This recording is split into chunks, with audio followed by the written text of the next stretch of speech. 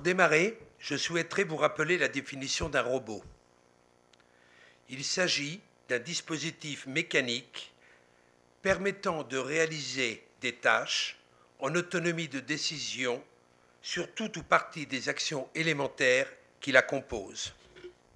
Le génie humain a toujours cherché à faciliter et à simplifier son travail afin de le rendre moins pénible, jusqu'à cette finalité désirée ou rêvée dans l'absolu, ne plus travailler, ou du moins pour beaucoup travailler moins péniblement, avec une grande précision et dans un environnement plus sûr. En effet, les avancées remarquables de ces dernières années, vous en avez parlé, monsieur, permettent une plus grande précision et une plus grande sécurité du geste opératoire, tout en réduisant les temps de convalescence. On peut donc faire plus en termes de soins et mieux, car la machine offre la perspective de la même sécurité pour tous, et cela avec moins de désagréments pour le malade. Nous sommes donc bien au cœur de l'amélioration de la qualité des soins, que ce soit la chirurgie ou la diffusion des médicaments dans l'organisme par les pilules robotisées.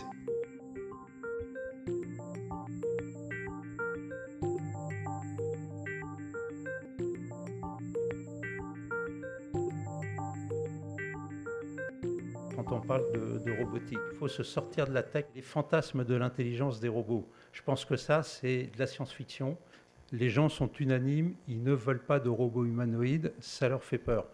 On fantasme sur Terminator, on fantasme sur Maria dans Metropolis, le robot humanoïde à l'image de l'homme, au-delà du clone de l'homme, qui va prendre le pouvoir et qui va qui va provoquer la fin de l'humanité.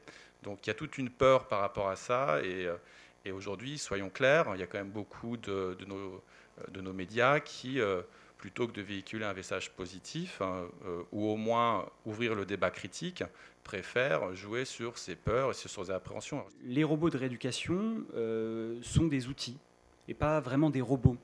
On est plutôt des outils d'assistance aux thérapeutes et d'assistance aux patients. Les robots d'assistance, ça ne fait pas fantasmer. On ne leur demande pas d'être intelligents, on leur demande de faire ce qu'ils doivent faire quand ils doivent le faire, rien d'autre. À chaque fois, on va avoir un dispositif différent pour un besoin différent. On n'est pas encore capable de polyvalence. On a un certain nombre de limitations technologiques aussi qui font qu'on ne peut pas imaginer ou déployer ou développer tous les dispositifs médicaux que l'on souhaite ou que l'on aimerait ou qu'on imaginerait actuellement. Il est une partie prenante et intégrante de la réalisation du geste. Et il se passera encore beaucoup de temps avant que le robot devienne autonome et prenne les décisions toute seule pour réaliser son geste.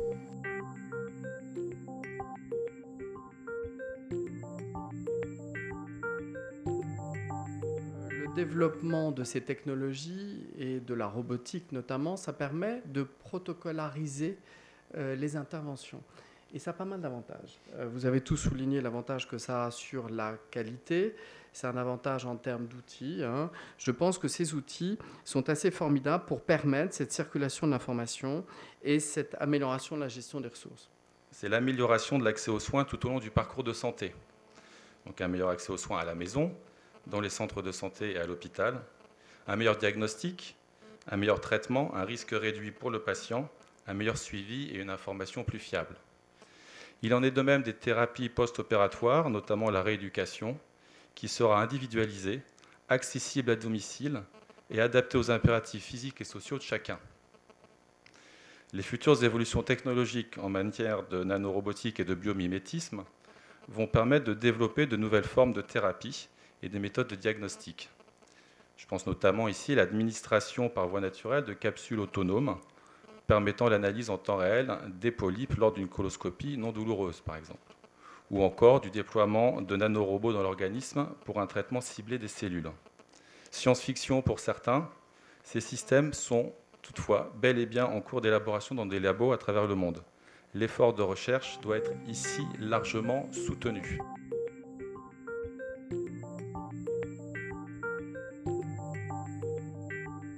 Nous allons approfondir maintenant les conséquences sur les métiers de l'innovation.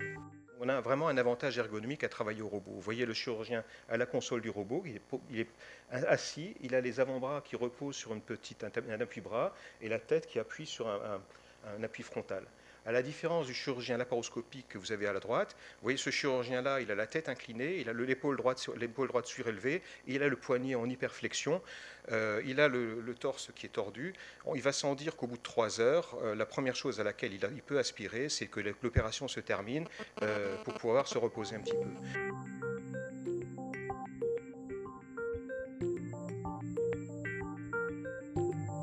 Je voudrais vous parler de Thomas Frey. C'est un ancien d'IBM qui a créé DaVinci Institute, qui fait de la prospective, et il parle des futurs métiers. Et donc on a énormément de nouveaux métiers qui vont arriver.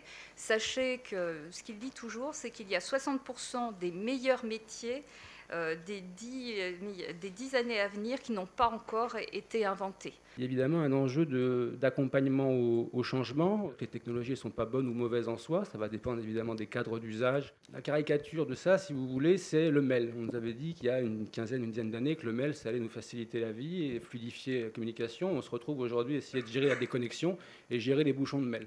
Donc ça crée aussi un passif dans la tête des collaborateurs qui se disent nouvelle technologie, nouvelle conduite du changement qui va se retourner contre les effets attendus. Le robot ou la robotisation dans notre monde à nous, c'est un outil qui vient aider et non faire la place d'eux. Bon, le progrès est inéluctable et il faut accompagner le progrès. C'est intéressant si ça libère finalement du temps humain.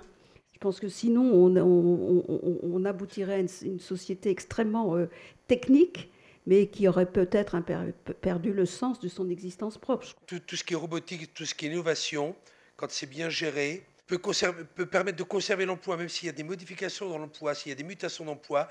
Je pense que l'emploi ne sera pas détruit par l'arrivée de la robotique ou du numérique. Il faut uniquement essayer de gérer au mieux.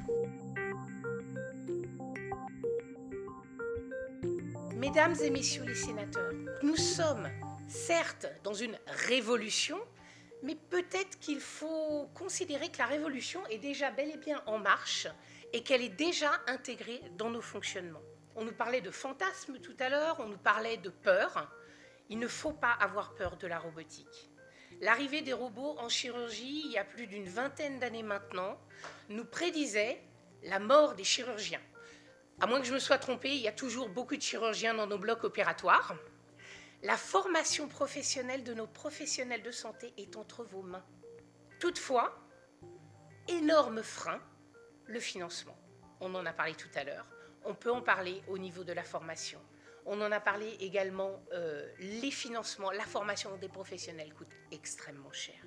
Le président Millon tout à l'heure, lorsqu'il nous parlait des problèmes de financement, ces équipements coûtent extrêmement cher. Il évoquait l'équipement des établissements de santé publics. Il ne faut pas oublier que s'il coûte cher pour les établissements publics, il coûte également cher pour les établissements privés. Il faut accompagner le changement, il faut prendre conscience de ce que le robot va apporter à l'homme. La réduction de la pénibilité, la réduction des troubles musculo-squelettiques. Voilà peut-être ce que vont nous apporter les robots. Recentrer complètement le praticien sur son cœur de métier, le délester de toutes les charges annexes qui aujourd'hui ne l'empêchent plus de soigner les patients. La formation, bien évidemment, sera essentielle pour le développement des compétences et les transformations qui devront être accompagnées.